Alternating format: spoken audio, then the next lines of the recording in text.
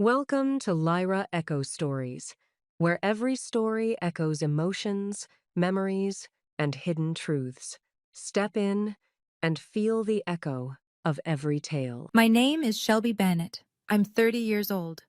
You're not worth the trouble anymore, my father said, standing in the hallway with his arms crossed, while my sister measured my bedroom window for new curtains behind him. I was 18. It was November 14th, 26 degrees outside. I had $42 in my pocket, a 2003 Honda Civic with a cracked heater, and no one to call. I slept in that car for 3 nights straight. Not once did my phone ring. Not my mother, not my sister, not a single soul from the family that raised me. 12 years later, my father found me online. He sent a message expecting a warm reunion. What he got back was a reply that made him sit in his truck and cry for an hour straight. But what broke him wasn't my anger. It was the one piece of evidence I attached. Something his favorite daughter never thought I'd find. I'll get to that reply. But first, you need to understand what kind of family makes a girl sleep in a freezing car and never once checks if she's alive. Before I go on, if this story resonates with you, please take a moment to like and subscribe. But only if you genuinely connect with it. I'd love to know where you're watching from right now and what time it is. Drop it in the comments. Now let me take you back to the fall of 2013, the night everything fell apart.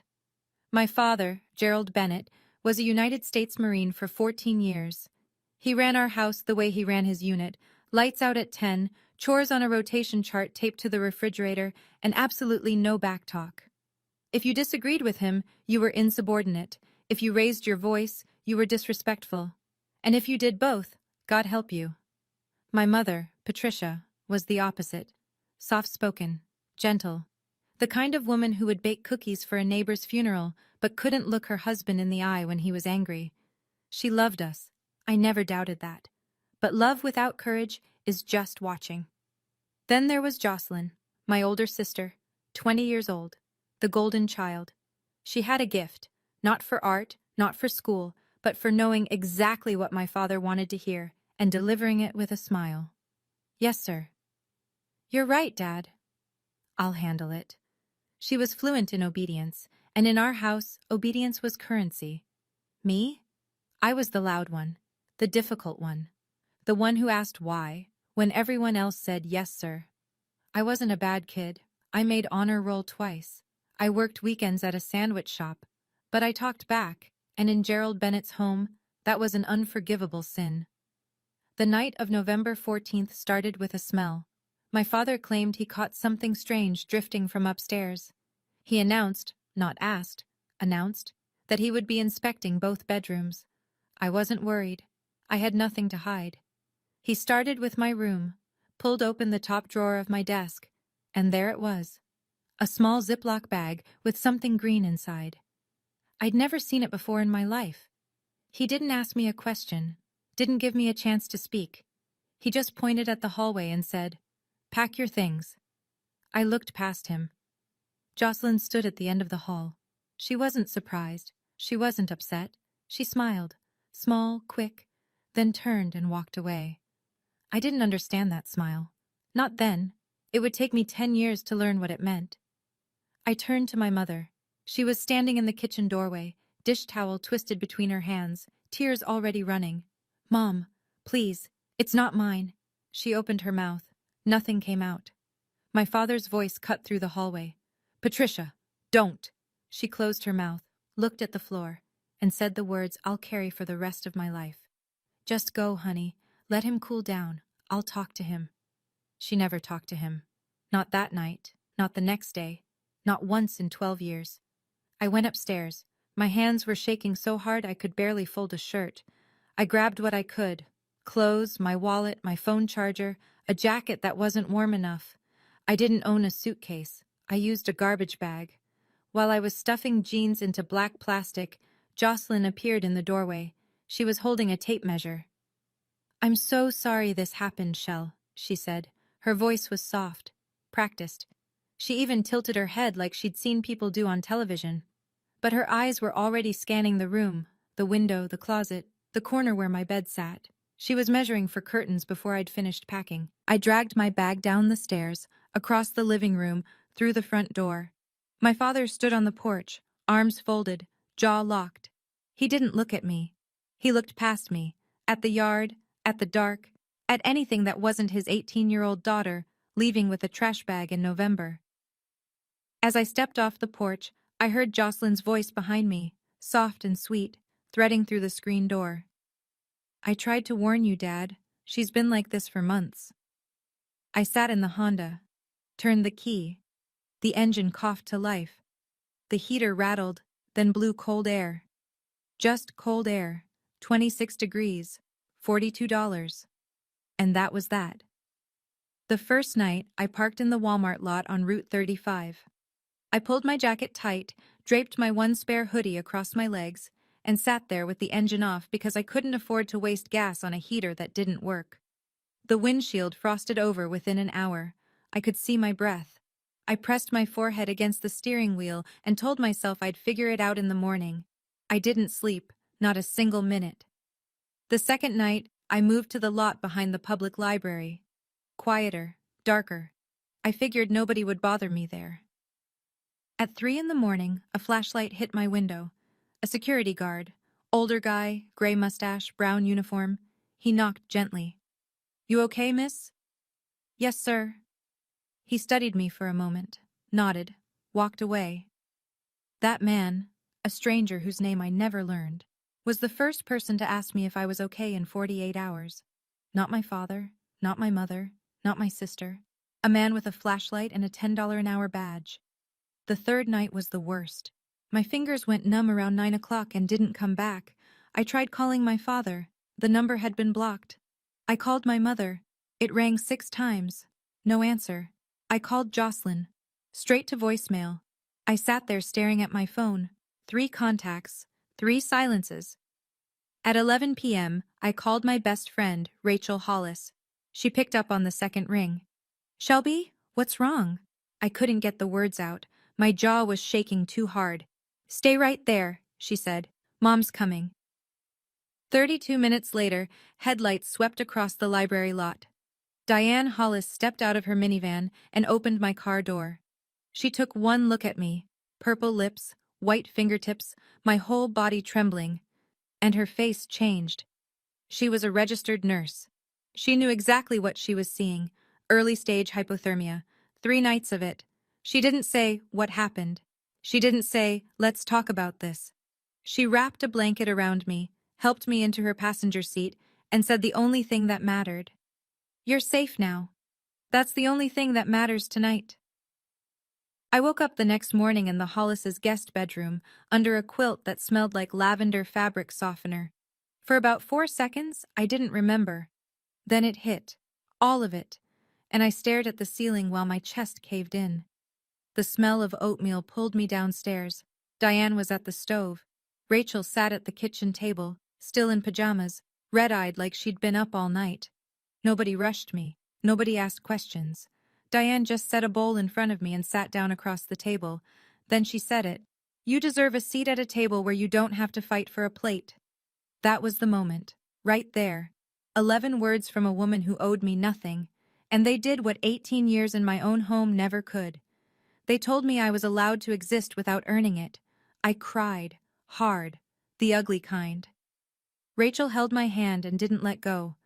When I could breathe again, Diane laid out the terms. I could stay, rent-free, under 3 conditions. Finish my GED by spring, find part-time work, start applying to community college by summer, no exceptions, no charity, structure, and a future.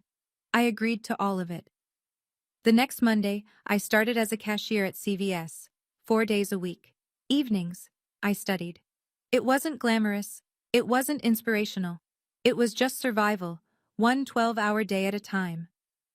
2 weeks after I left home, I sat at the Hollis's kitchen table and wrote my father a letter. By hand. 2 pages. I told him the drugs weren't mine. I told him I loved him.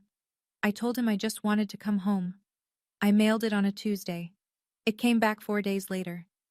The envelope was still sealed. Not a single crease, not a single fingerprint on the flap. Across the front, in my father's handwriting, I'd recognize it anywhere, those sharp capital letters from years of military forms. 2 words. Return to sender. He didn't open it. He didn't want to know what his 18-year-old daughter had to say. He made his decision and mailed it back like a piece of junk mail. I put that envelope in a shoebox under my bed. I didn't look at it again for a very long time, but I kept it. 12 years, I kept it. Let me tell you what being disowned at 18 actually costs. Not the emotional part, I'll get to that, but the practical dollars and cents paperwork and deadlines part that nobody talks about. My father held the savings account my mother had been depositing into since I was 12. Birthday money, summer job wages, the $200 Grandma sent every Christmas. It wasn't a fortune, maybe $2,800, but it was mine. He never transferred it. I never saw a cent. He removed me from the family health insurance plan within a week. I found out when I tried to fill a prescription for my inhaler, and the pharmacist said my coverage had been terminated. I stood at that counter in my CVS vest in the store where I worked and paid $47 out of pocket for medication I used to get for a $5 copay. I couldn't apply for federal financial aid for 3 weeks because I didn't have a permanent address. By the time Diane's house qualified, I'd missed the early deadline for 2 grant programs. Meanwhile, Jocelyn was thriving. My father paid her tuition at a private art college, the full amount every semester. She converted my bedroom into a studio. New curtains, new shelving, a drafting table where my bed used to be. Gerald posted about it on Facebook. So proud of my artist. 73 likes. My mother's account among them. I saw that post on Rachel's phone. I looked at it for about 10 seconds. My old room, repainted, reorganized, and captioned with pride by the man who threw me out of it. Then I closed the app, clocked into my shift, and didn't mention it again. What I didn't know, not yet, was that Jocelyn was busy building something else. A story. She told aunts, uncles, cousins, and family friends that I had run off with a boyfriend, that I'd chosen the streets. A version so clean and simple that nobody had to feel guilty, nobody had to ask questions, and nobody did. My father was thorough. I'll give him that. Within the first year, he'd told every member of our extended family a version of the story that made him the long-suffering patriarch and me the cautionary tale. According to Gerald Bennett, I had a drug problem. They tried everything: discipline, counseling, love. Nothing worked. I chose to leave. End of story. My Aunt Gladys, my father's younger sister, the one who used to sneak me extra dessert at family barbecues, called me once, about 3 months after I'd been kicked out. She asked if I was okay, and I started to explain, and she said, "Sweetheart, your daddy told us. You don't have to pretend." I wasn't pretending, but she'd already decided what was true. My mother didn't correct any of it. She couldn't. Gerald had drawn the line. We don't air our laundry, it's handled. And Patricia Bennett did not cross Gerald Bennett's lines. Ever. Jocelyn, though. Jocelyn was an artist. Not with paint. With narrative. She posted a photo that Christmas. The 3 of them in matching red sweaters, standing in front of the tree, Gerald's arm around her shoulders. The caption read, "Grateful for my little family." 3 people. A family photo with a hole in it, and she framed the hole as a feature. Megan Torres, a mutual friend from high school who'd stayed in contact with both of us, told me something Jocelyn said at a party that winter. Casual, almost cheerful, like she was commenting on the weather. "Honestly, it's better without her. The house is so peaceful now." When Megan told me that, I was sitting on the floor of my room at the Hollis's house, studying for my GED. I put the phone down, stared at the wall, and then I opened my textbook and kept going. There was nothing else to do. 6 months after being kicked out, I almost gave up. It was a Wednesday. I'd just finished a double, 8 hours at CVS, then 4 hours bussing tables at a diner on 5th Street. My back ached, my feet were swollen. I sat in the Honda in the Hollis's driveway because I didn't have the energy to walk inside, and a thought slid through my head so quietly it almost felt like my own voice. Maybe he was right. Maybe I am the problem. I don't know how long I sat there, long enough for the windshield to fog. Diane found me at 2 in the morning. Not in the car. I'd eventually dragged myself inside, but in the kitchen, sitting on the floor with my back against the cabinet, crying into a dish towel. She didn't hug me. She didn't tell me it would be okay. She pulled out a chair, sat down across from me, and waited until I could look at her. Then she said, "If you believe what he said about you, he wins, and he doesn't deserve to win." She didn't raise her voice. She said it the way she said everything, like a fact, like a diagnosis. And something inside me shifted.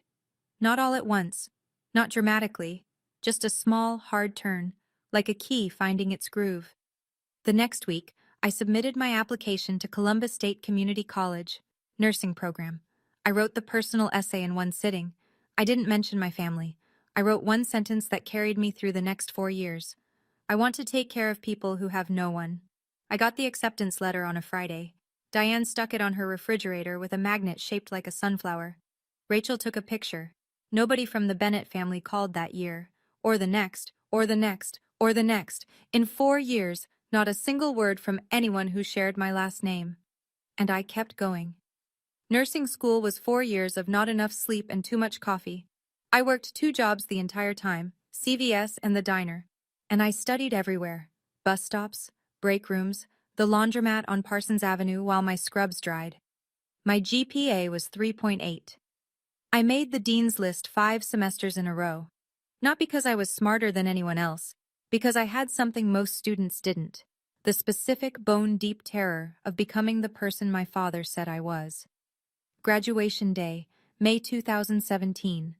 4 people sat in the audience. Diane, Rachel, 2 coworkers from the diner who'd covered my shifts so I could study for finals. That was it. 4 people in a sea of hundreds, in a stadium full of parents holding flowers and balloons and signs that said, "We're so proud of you." No one held a sign for me. When they called my name, summa cum laude, I crossed that stage and shook the dean's hand and smiled wide for the camera. But if you looked closely at the photo, and I mean really closely, you'd see it. The smile reached my mouth but stopped just short of my eyes. I posted one picture on my private profile that night. No long caption, no gratitude list, just 2 words, RN, finally. Rachel, "You did it, Shell." Me, "No, we did it." Diane hugged me so hard I heard her back crack. She whispered in my ear, "Your mother would cry if she could see this." I pulled back, looked at her, and said the truest thing I knew. She can't. That's the point. While I was crossing that stage, Jocelyn was living in our parents' house, having dropped out of art school in her 3rd year. My father was still paying her bills. Nobody in the Bennett family mentioned me. I was erased. Not with anger, but with silence, which is worse. But what I didn't know yet was that my mother had seen the photo. Someone, I still don't know who, had sent it to her. And she cried. Not from pride. From the realization that her daughter had graduated and she hadn't been there, and the distance between those 2 facts was entirely her fault. Years later, Megan told me the full story. I'm going to share it because it matters. Not for sympathy, but for context. At some point after I left, my mother created a fake Facebook account. Generic name, stock photo of a sunset, no friends, no posts, no activity. Its only purpose was to follow my private profile, which she could just barely see through the gaps in my privacy settings. A profile picture here, a public comment there. She watched me from behind a screen name that wasn't hers, in a house where even that small act of care had to be hidden from her husband. Patricia wrote me messages, dozens of them apparently, on holidays, on my birthday, late at night when Gerald was asleep. She'd type them out, reread them, and delete them before hitting send. Every time. For years. She never sent a single one. I want to be clear about something. I understand why she was afraid. Gerald Bennett was not a man who tolerated dissent, and by the time I was kicked out, my mother had spent 25 years learning that lesson. Fear is real. I don't minimize it. But here's what I also know. Loving someone from a distance doesn't count if you chose the distance. She had a car. She had a phone. She could have driven to the Hollis's house any Tuesday afternoon while Gerald was at work. She didn't. Fear kept her still, and stillness kept me alone. There's one more thing. Jocelyn found out about the fake account. Megan told me this too. Jocelyn didn't report it to Gerald. That would have been too direct. Instead, she used it as leverage. Quiet, surgical leverage. I know what you're doing online, Mom. Don't make me tell Dad. That was Jocelyn, always holding the leash she never had to pull because the threat was enough. My mother stayed silent, my sister stayed in control, and the years kept passing. After graduation, I took a position at Riverside Methodist Hospital in Columbus. Emergency department, 12-hour shifts, chaos and adrenaline, and the kind of exhaustion that doesn't wash off in the shower. I loved it. Within 2 years, I was nominated for Nurse of the Year at the department level. I didn't win, but the nomination caught the attention of someone who would change my trajectory. Dr. Marcus Webb was the attending physician in our ER, mid-40s, calm under pressure, the kind of doctor who actually learned nurses' names. He pulled me aside one afternoon between traumas and said something I wasn't expecting. "You don't just treat patients, Shelby. You see them. That's rare. Have you thought about going further?"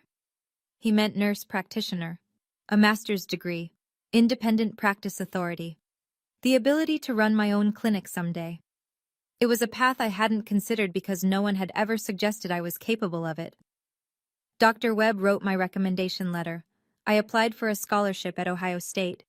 I got in. During those years, I didn't date. Not once in 5 years. It wasn't a conscious decision at first. I was too busy, too broke, too focused. But eventually, I had to be honest with myself. I didn't trust anyone to stay. My family had taught me that love was conditional, that it could be revoked in a single evening, and that the people who said, "I'll always be here," were often the first to leave. That kind of lesson doesn't unlearn easily. I finished my NP in 2021, and almost immediately, an idea took root. One that had been growing quietly since the night Diane Hollis pulled me out of a freezing car. A clinic. Free. For the people nobody else was treating. Specifically, homeless veterans, men and women who served this country and came home to nothing. Men like my father, if he'd been less lucky. I chose that population for a very specific reason. I knew what it felt like to be abandoned by the people who were supposed to protect you. And I never wanted anyone to sit alone with that feeling the way I did. I want to pause here for a second. If you're watching this and you've ever been the family member no one believed, I see you. You're not crazy. You're not too much. You're just honest in a room full of people who aren't. Now, Tsio, do you think my father ever questioned whether he made the wrong call that night? Drop your answer in the comments. And if you haven't yet, that subscribe button really does help. Now, back to where we were. It was year 8. I was deep in my NP program, pulling clinical rotations at a family practice on the east side of Columbus. My life had settled into a rhythm, demanding, exhausting, but mine. I had an apartment I paid for, a career I was building, a circle of people who showed up without conditions. I'd stopped thinking about the Bennetts every day. It happened less now. A flicker on my mother's birthday, a dull ache around Thanksgiving, then nothing again for weeks. Then Megan called. Her voice was off, not panicked, careful, like she was choosing each word before she said it. "Shell, I found something. I don't know if I should show you." She'd been transferring data from an old phone, her iPhone 5, the one she'd used in high school, to a new device. The migration pulled up years of text messages she'd forgotten existed. And buried in a thread with Jocelyn, dated November 2013, was a message she'd never paid attention to. She read it to me. "LOL, I moved my stuff to Shelby's desk just in time. Dad's about to lose it," followed by a laughing emoji. Megan's voice cracked. "I'm so sorry, Shell. I didn't even register it back then. I was 19 and stupid, and I didn't put it together. I should have." I didn't respond right away. The room was very still. I could hear the clock on my kitchen wall ticking. "Send it to me," I said. She did. A screenshot. Time-stamped. Jocelyn's name at the top.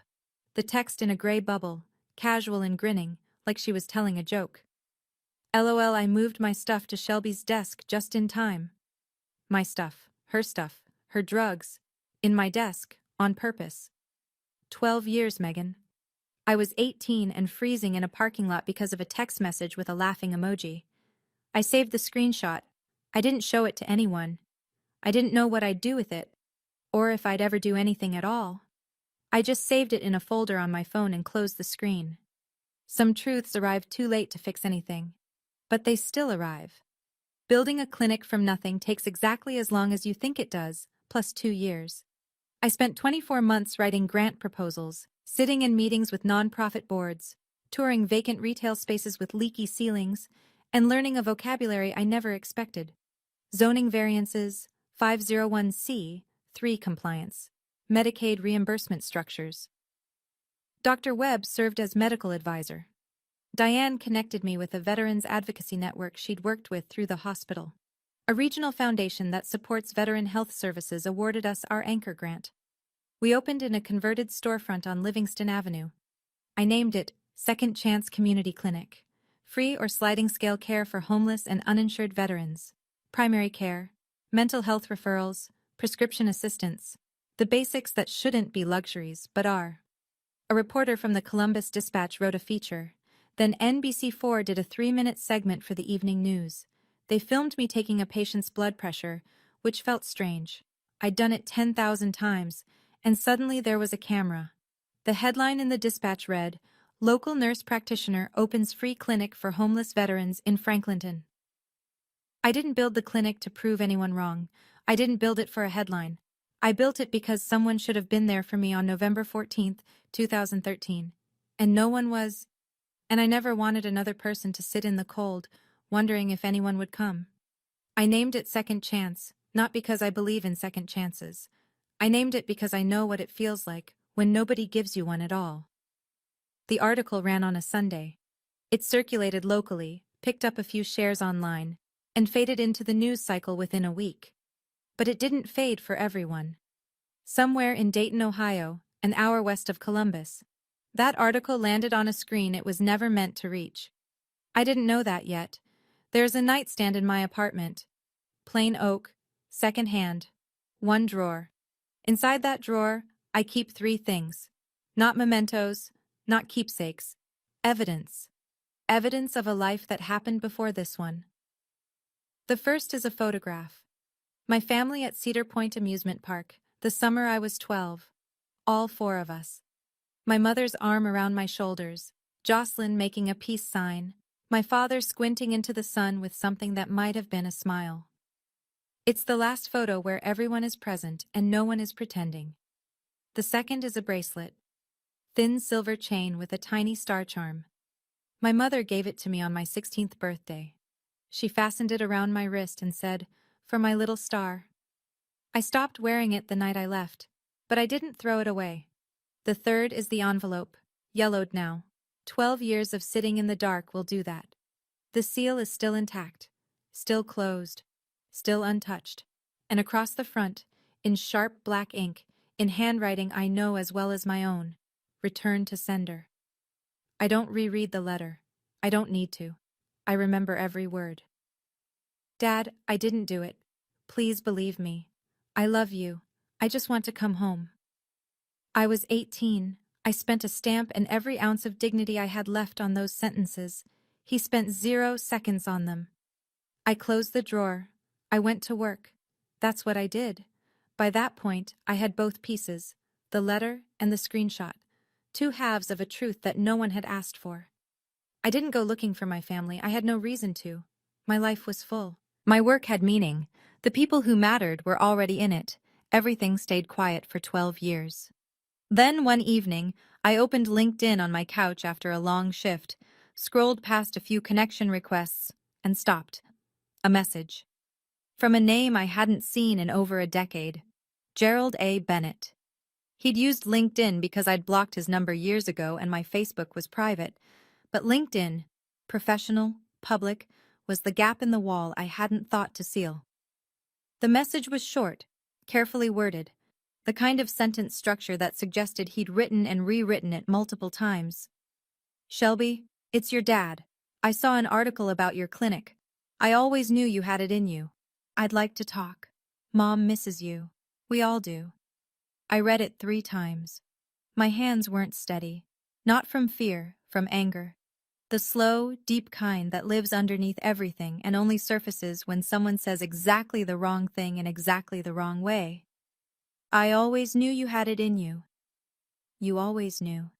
You." The man who told me I wasn't worth the trouble. The man who blocked my number and returned my letter and let his other daughter sleep in my bed the same night I slept in a parking lot. You always knew I had it in me? That's what you're going with?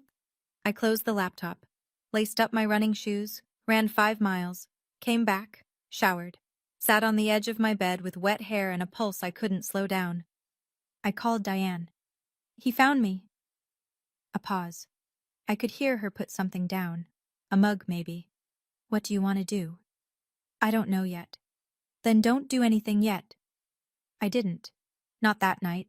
Not the next day. Not for 2 full weeks. The message sat in my inbox like a grenade someone had placed gently on a shelf and walked away from. But Gerald Bennett was never a patient man. And within those 2 weeks, he sent another message, one that changed everything. The second message was longer, more confident, like my silence was agreement. I'm telling you, Shelby, the family would love to hear from you. Aunt Gladys asks about you all the time. Your mother hasn't stopped talking about that article. Jocelyn's been asking about you too. Maybe we could set up a call. I think it's time. Jocelyn's been asking about you. Jocelyn, who hadn't spoken my name in 12 years, was suddenly asking about me. I almost laughed. Almost. I called Megan. What's going on with my father? Megan sighed. The kind of sigh that means I'm about to tell you something you won't like. Shell, he's been showing that article to everyone. Like, everyone. He shared it on Facebook. He brought it up at Ron and Gladys's barbecue last month. He's telling people you decided to do things on your own and that the family always supported you from a distance. I set my coffee down. He said what? He's rewriting the whole thing. The drug story is gone. Now it's, you were independent, you wanted to leave, he respected your decision, he's acting like he launched you. He threw me out, Megan. I know. He told them I was on drugs. I know. And now he's saying he supported me? He shared the Dispatch article with the caption, Proud Dad Moment. 61 likes. I sat with that for a long time. My father hadn't just abandoned me. He'd written the story of my life twice, once as a cautionary tale and once as a success story. And both times, he cast himself as the hero. The first version, we did everything we could. The second version, she got her strength from us. Neither version included the truth. Neither version included a frozen parking lot, a returned letter, or a laughing emoji. He didn't want me back. He wanted the narrative back. And he needed my cooperation to finish writing it. I sat on it for 3 more days. I went to work. I saw patients. I restocked supply closets and reviewed intake forms and did everything exactly the same as before. But underneath it all, something was building. Not rage, not revenge, just clarity. The kind that comes when you've been holding a question for 12 years and the answer finally stops being complicated. I called Diane on a Tuesday evening, told her about the second message, told her about the Facebook post, told her about the rewritten narrative. She listened. Then, you don't owe him a thing, but if you write back, write for you, not for him. I thought about what would happen if I stayed silent. Gerald would continue telling the family his version. Aunt Gladys, Uncle Ron, every cousin and in-law. They'd all believe the story of the proud father and the independent daughter. I'd be erased twice. Once when he threw me out, and again when he pretended he didn't. That was the thing I couldn't live with. Not his cruelty. I'd survived that. His revision. The idea that he could take 12 years of my suffering and repackage it into a feel-good Facebook caption. That my truth would never exist outside my own head. I didn't sit down to write a revenge letter. I sat down to tell the truth. There's a difference, and it matters. I opened my laptop, created a new document, and I started with the date, November 14th, 2013. It took me 3 hours. Not because I didn't know what to say, because I kept stopping to breathe. Every sentence was a door I'd closed years ago, and opening them all at once was like walking through my own wreckage. When I finished, I attached 2 files, a photograph of the envelope, sealed, yellowed, returned to sender in his handwriting, and Megan's screenshot. I copied the text into a LinkedIn reply. Read it once. Read it again. Hit send. 11:47 p.m. I closed my laptop, went to bed, didn't sleep. I had no idea what would happen next. But I knew this. Whatever Gerald Bennett felt when he read that message, that was no longer my weight to carry. I'd given the truth back to the person who made it. This is what I wrote. I'm going to read it to you exactly as I sent it, because you've earned the full version. Dad, you said I wasn't worth the trouble. Here's what happened after you decided that. November 14th, 2013. 26 degrees.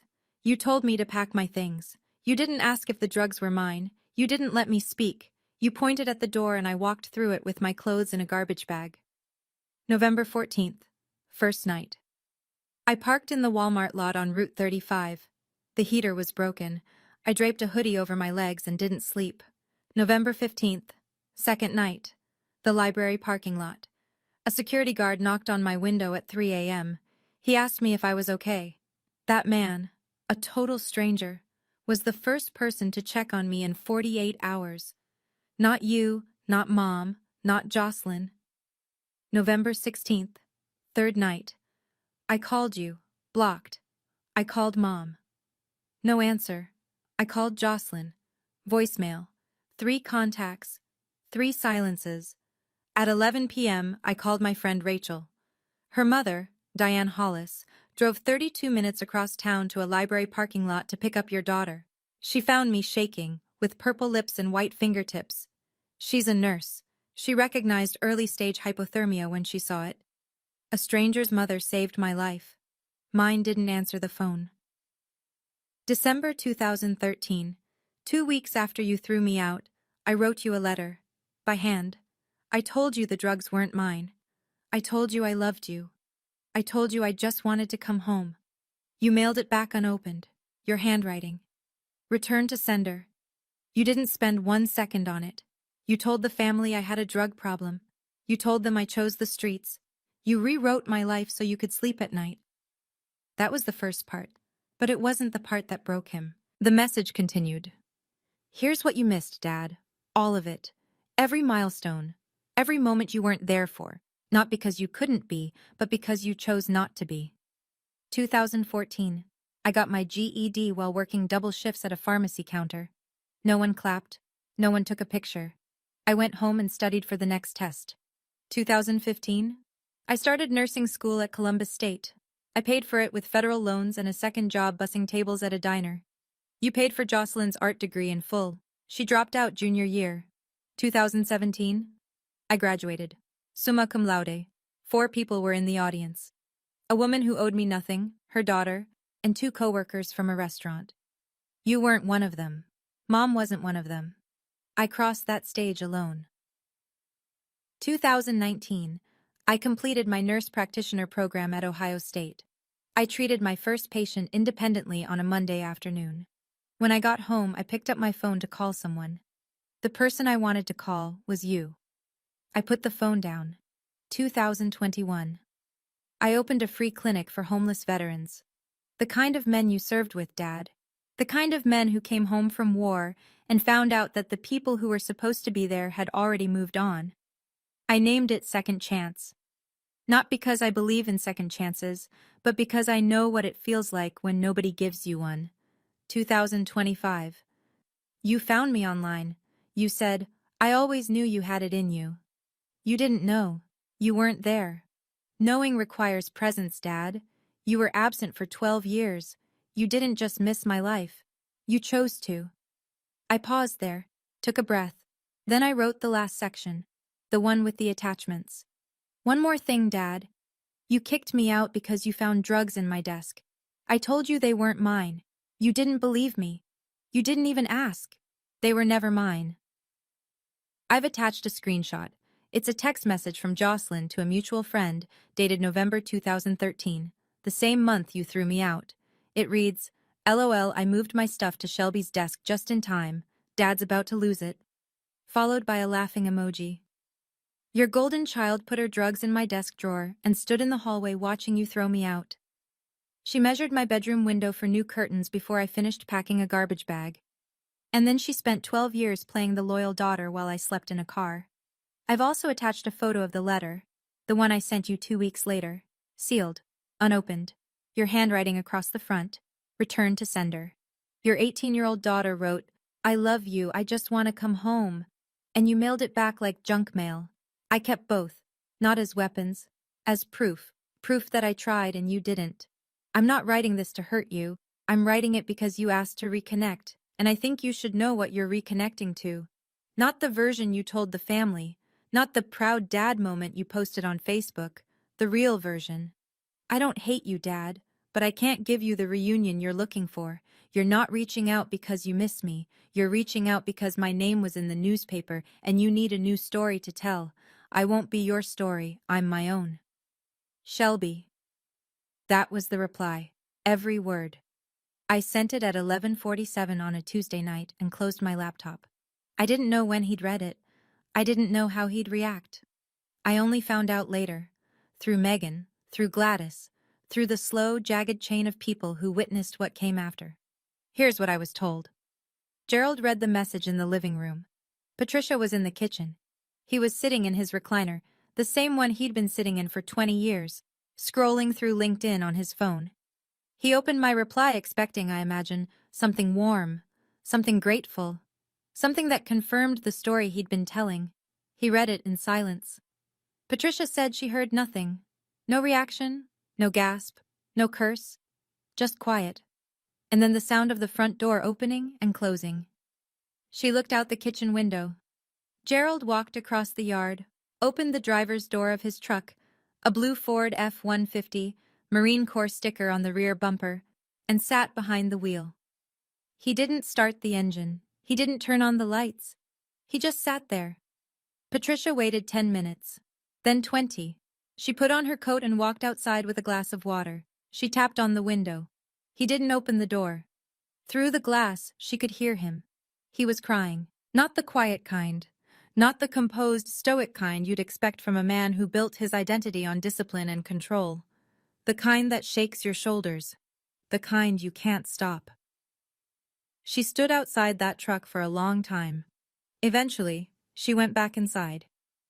An hour later, a full hour, Gerald walked back through the front door. His eyes were swollen. He didn't say a word.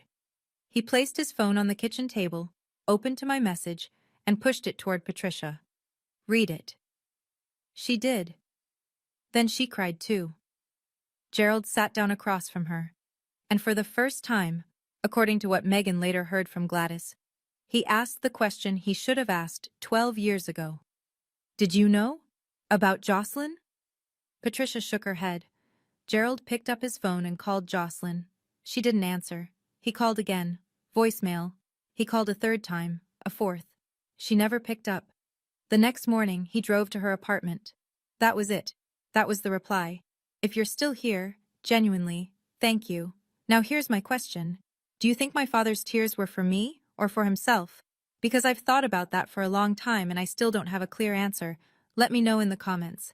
And if this story hits close to home, share it with someone who needs to hear it. Here's what happened next. I wasn't there for what happened at Jocelyn's apartment. Everything I know came through Megan, who heard it from Patricia, who heard it from Gerald. A chain of voices relaying the moment a family cracked along a fault line that had been there for 12 years. Gerald drove to Jocelyn's place the next morning, early, before 8. He knocked on the door hard enough that her neighbor opened theirs first. Jocelyn answered in a bathrobe.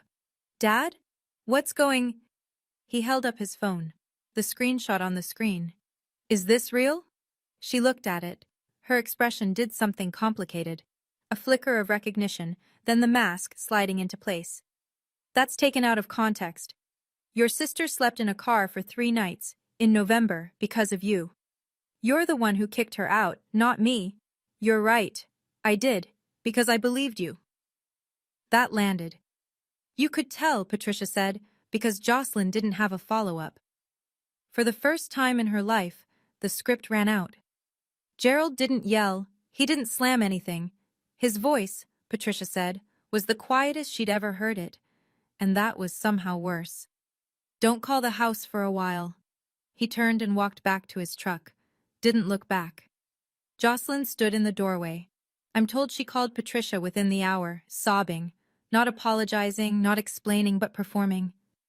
Dad is attacking me because of Shelby. This is so unfair. I can't believe you're all taking her side.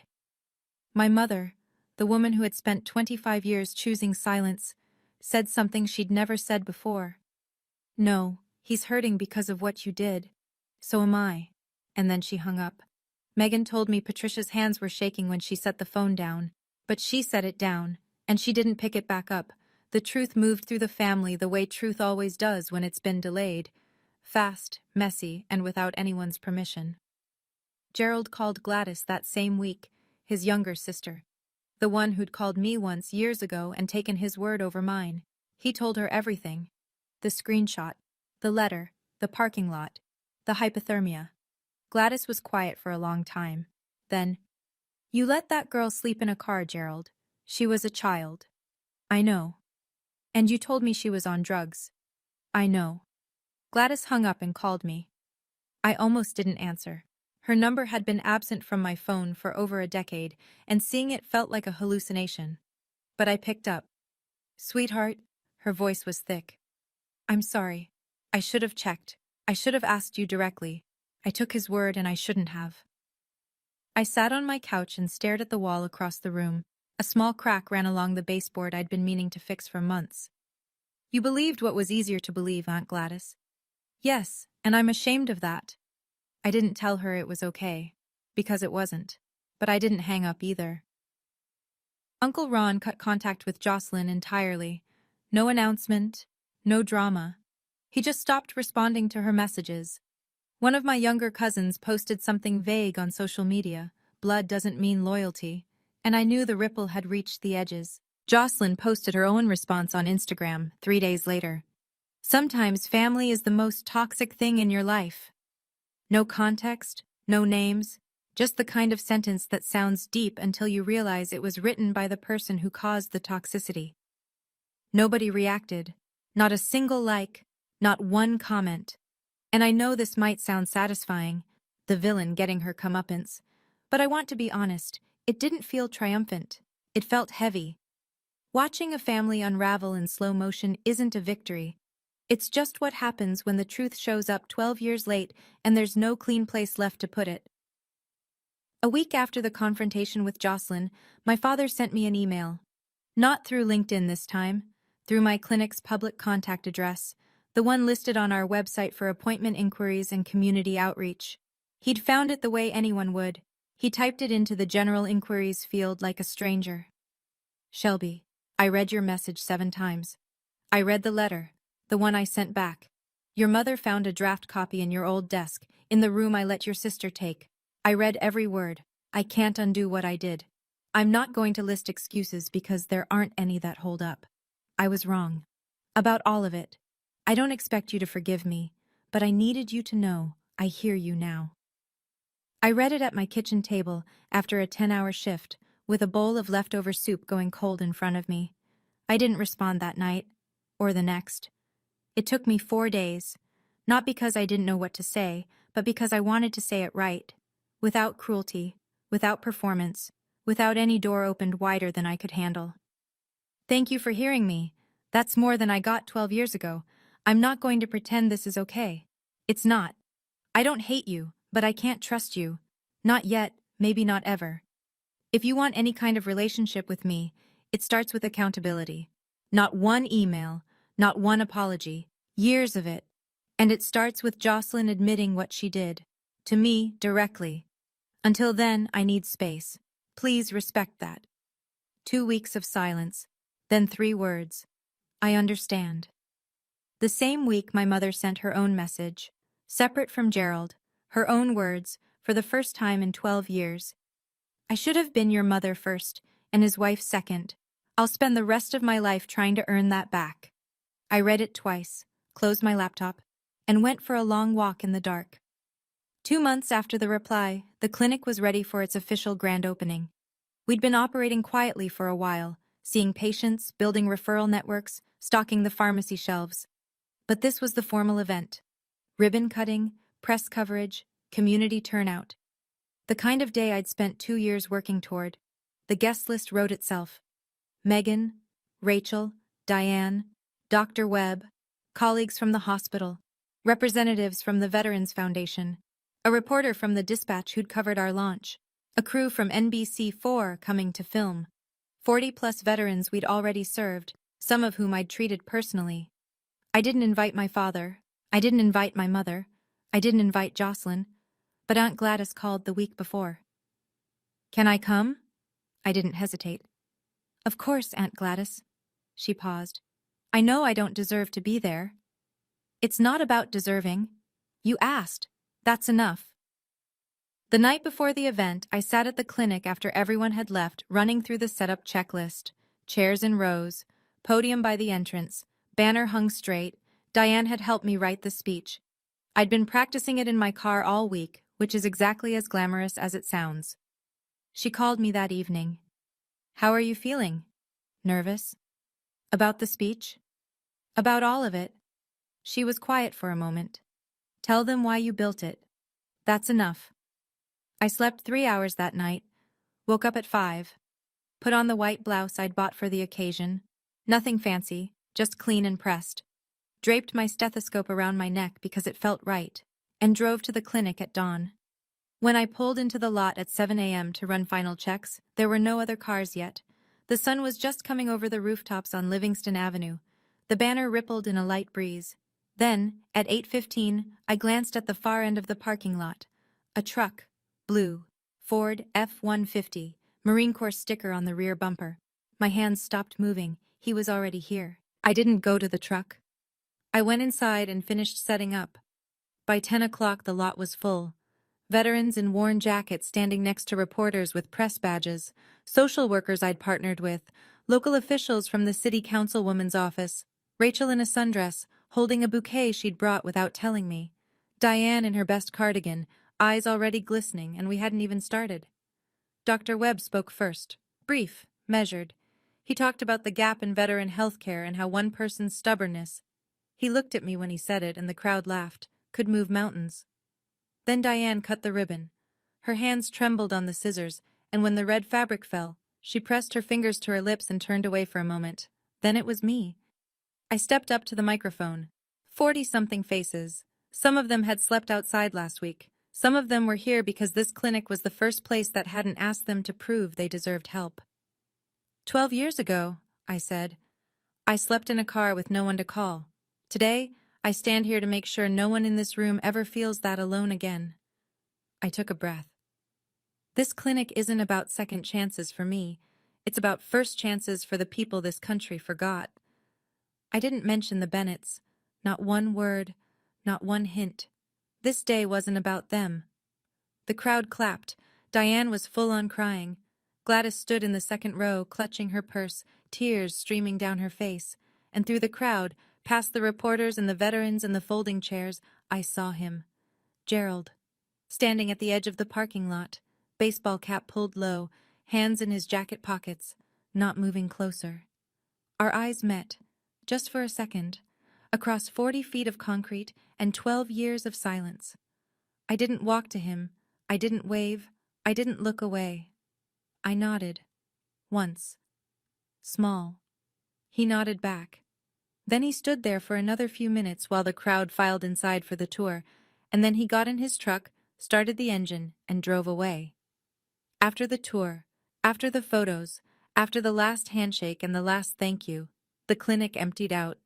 Rachel left with a hug that lasted 30 seconds.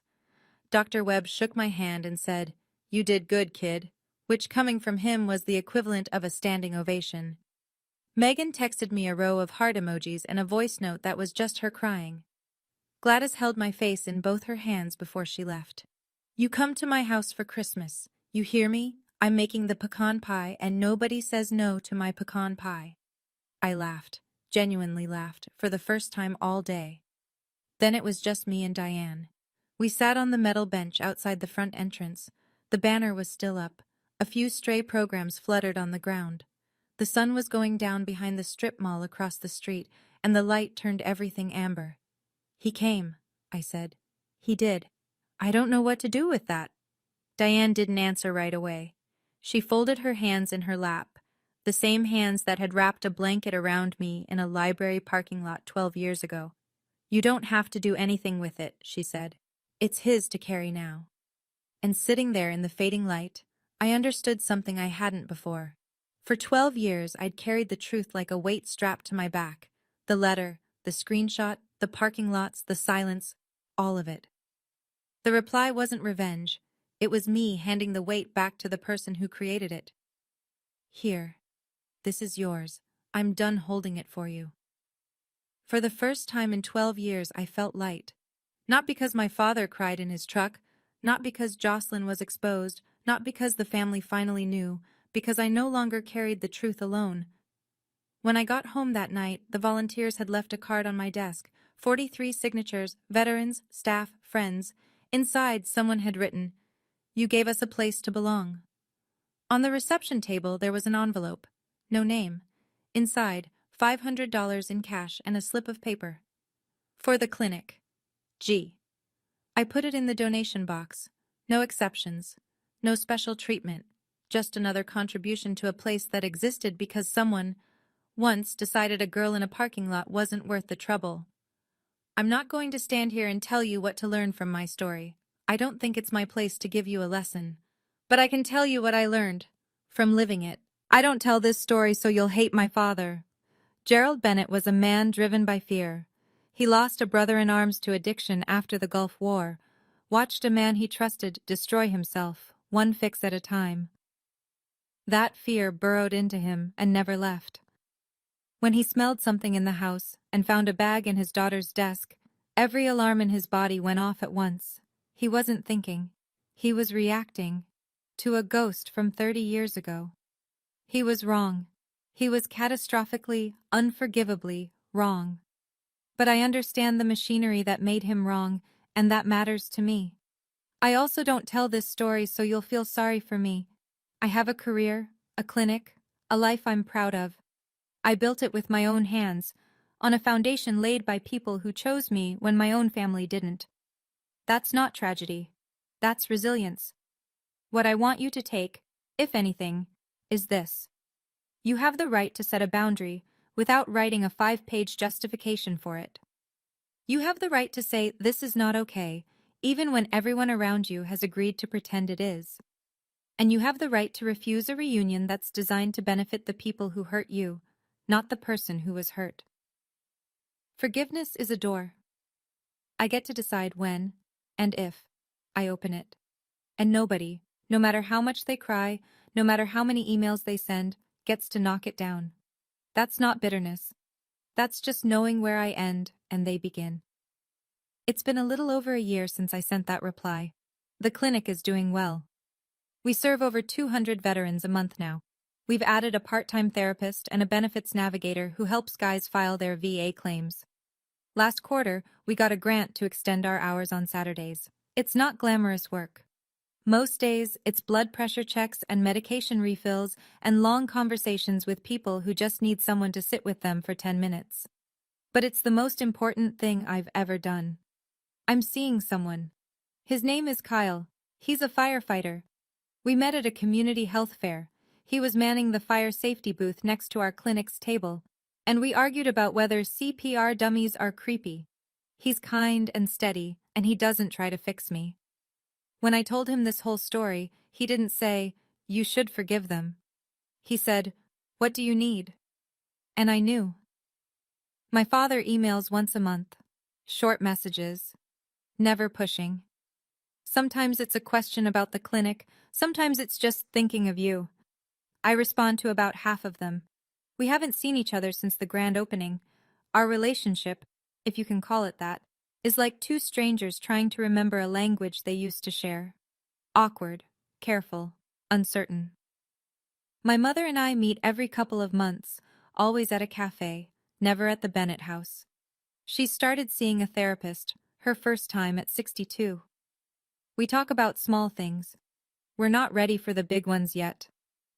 Jocelyn hasn't apologized, hasn't reached out, hasn't acknowledged anything. I don't wait for it. Some people never arrive at the truth, no matter how clearly you lay it out for them. Diane is still my family. She always will be. She hates the phrase second mom, and every time I use it she says, "I'm not your second anything, I'm just someone who answered the phone." But she smiles when she says it, and so do I. One more thing. A few months ago, I found out that my mother, using her old fake Facebook account, the one Jocelyn used to hold over her, had submitted an anonymous nomination for the Ohio Nurse of the Year award. She'd typed up a letter about my work, my clinic, my patients. She submitted it under a name I didn't recognize. I didn't win. But I read the nomination form after a colleague forwarded it, and I recognized her voice in every sentence. Tentative, careful, full of love she still didn't know how to deliver in person. She's trying, in the only way she knows how. It's not enough. But I see it. I still have the Honda, the 2003 Civic with the cracked heater. It hasn't run in years. The battery's dead. The tires are flat. There's a permanent fog on the inside of the windshield that I don't think will ever come off. It sits in the back lot behind the clinic, tucked between a dumpster and the fence, and every single person on my staff has asked me at least once why I don't just junk it. I keep it because I need it there. On the hard days, and there are still hard days, even now, I walk around back, and I put my hand on the hood, and I stand there for a minute. The metal is cold or warm depending on the season, and either way, it brings me right back. To the girl in the Walmart lot, to the hoodie draped over her legs, to the frost on the windshield, and the silence on her phone, and the 26 degrees that almost took her. She was 18, she was terrified, and she was completely, totally alone. She deserved to be saved, and because no one came, she saved herself. If you're in that car right now, literally or otherwise, I want you to know something. You don't need anyone to open the door for you. You just need to find the person who will say, "You're safe now." And if you can't find that person yet, then be that person for yourself. Because you can. I know you can. I'm proof. My father told me I wasn't worth the trouble. 12 years later, 200 veterans a month walk through my doors because someone decided they were. My name is Shelby Bennett. I'm 30 years old, and I was always worth the trouble. Thank you for staying until the end. That means more than you know. If this story reminded you of your own, or someone you love, please share this video. It might reach the person who needs it tonight. I'd love to hear from you. What would you have written in that reply? Drop it in the comments. I read every single one. And there's another story in the description that I think you'll connect with. Click it before you go. And remember, you're always worth the trouble.